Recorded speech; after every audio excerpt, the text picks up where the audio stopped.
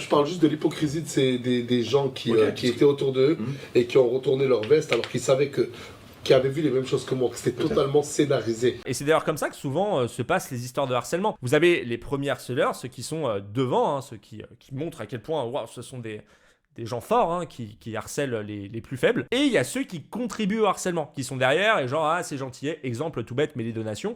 Ou encore, bah justement là dans l'affaire Jean Portmanov, les streamers ou les influenceurs qui allaient au local et qui rigolaient aussi de JP, c'est rigolo lui aussi, on va un peu le faire chier, tu vois, parce que c'est autorisé, j'ai le droit de le faire. De toute façon, si demain il y a un scandale qui tombe autour de l'affaire JP, moi, au pire des cas, je pourrais dire qu'on m'a un peu obligé, qu'on m'a mis dans le truc, mais j'étais au courant de rien. Ça, c'est très facile. Et ce qui va se passer, c'est que du coup, ceux qui contribuent au harcèlement vont avoir tendance à fuir quand ils sentent la merde arriver pour laisser ceux qui ont été les meneurs, au final, prendre toutes les sanctions, quoi. C'est pour ça que Naruto et Safin ont absolument tout pris. Et de l'autre côté, tous ceux qui ont été présents durant les lives ne seront pas inquiétés. Et de ce que j'ai compris, les donateurs non plus.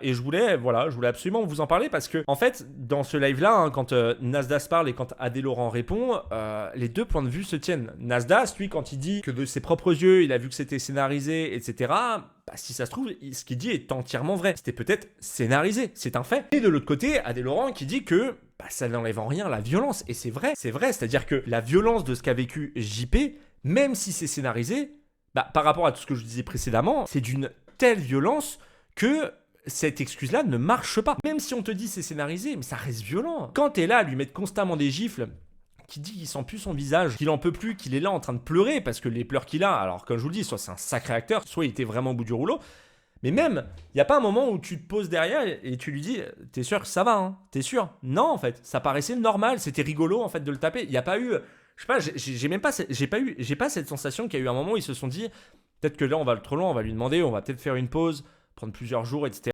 Quand tu lui mets autant dans la gueule, il y a un moment où quand même tu te poses la question, tu te dis est-ce que là je vais pas trop loin, mais moi personnellement, enfin un ami même s'il te dit oui, bon, il y a un moment où vous gagnez quand même assez d'argent, il n'y a pas besoin de gagner 1 million par mois pour se rendre compte que c'est bon là, on va peut-être un peu se calmer. Mais je vous avoue encore aujourd'hui, je ne comprends pas, si tout était scénarisé, je ne comprends pas comment Safin ou encore Naruto n'ont pas pu à un moment se dire et si on allait un peu trop loin.